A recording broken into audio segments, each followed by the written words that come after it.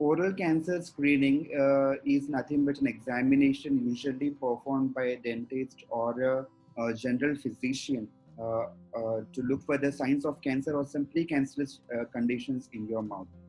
We usually advocate this for those at high risk of developing an oral cancer, especially those who have a long history of tobacco abuse and their long history of paan chewing. So these are the persons or individuals whom we target for the oral screening. The goal of this oral screening is to identify the mouth cancer early and where there is a greater chance to offer cure. Sometimes we often use a chemical called as acetic acid, or sometimes we use a blue light fluorescence to look for if there are any suspicious lesions, which we can target by biopsy, either to identify microscopically if it has already developed into a cancer, early invasive cancer, or it is still in a pre-cancerous state, so that we can treat the patient accordingly. This is a very important piece of information which everybody should know, so that they can visit their family physician whenever there is a suspicion that he might be suffering from cancer, especially those with the past history of tobacco use.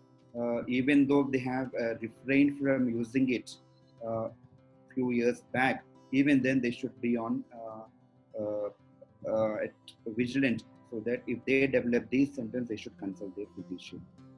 For example, we have the patient may have a non-healing ulcer in the oral cavity. The patient may have a loose and painful teeth, or a bad breath, or some neck swellings on either side of the neck.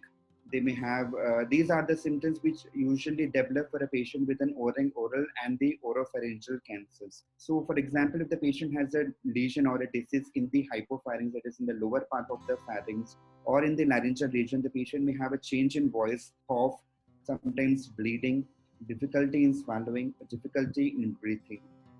So, and if the patient is having some nasal or a nasopharyngeal cancer in the upper airway, then he may have nasal obstruction, difficulty in breathing, sometimes bleeding from the nose, which we call as epistaxis, the loss of nasal twang of the voice. All these things can be present in a patient who is likely to have a cancer.